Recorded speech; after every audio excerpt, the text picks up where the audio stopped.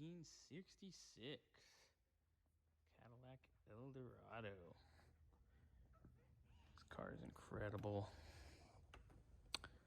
Zoomed out a little bit. Look at this beauty.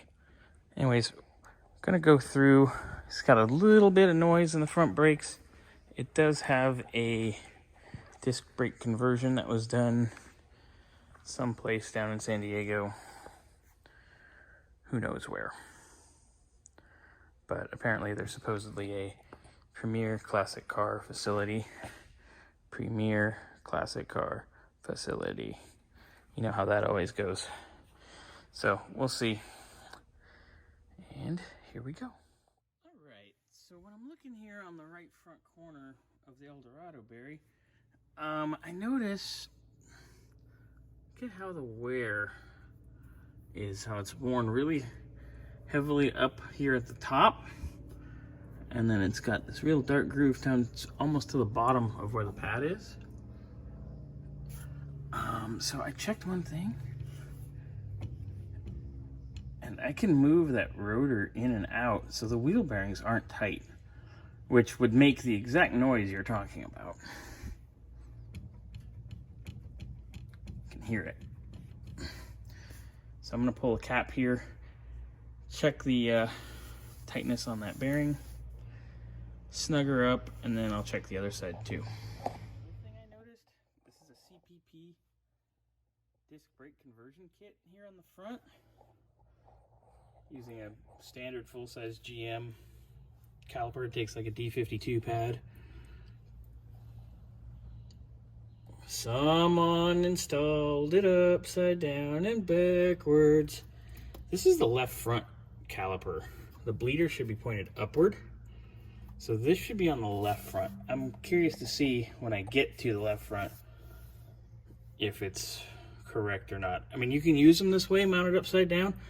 But you have to, when you bleed the system, you have to actually pull the caliper and put a piece of wood or whatever in between and have that sticking straight up to bleed it. So it's not a problem per se, it's just somebody didn't do it right.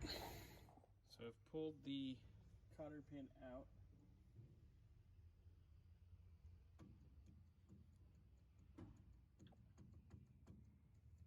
You can hear that.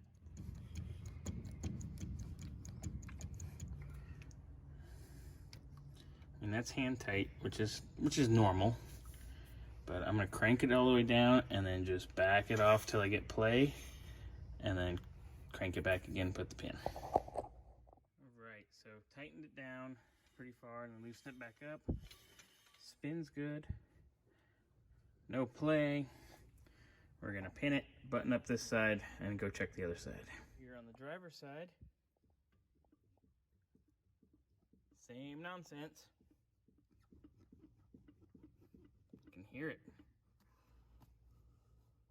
So just to get this side snug, to where it doesn't have any play, it took half of a turn on the nut. What I'm gonna do is I'm gonna go farther, I crank them down all the way to make sure they're seated, and then I back it off till I get play, and then I bring it back.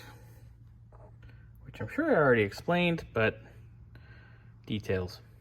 All right, so we got her as loose as we can get it without having play.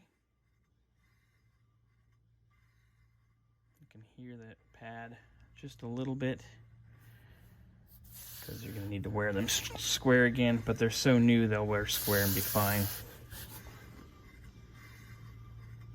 But we're right where we want it.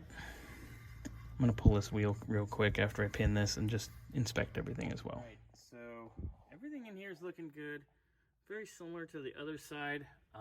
Little less extreme, obviously, because it had a little less play. This caliper is also mounted on the wrong side, which we would automatically assume because the other one was. But, you know, just an FYI. No one was paying attention when they did it, but not the end of the world. Not a big deal. Don't sweat it. But I'm going to put this baby back together on the ground, and this one will be all done.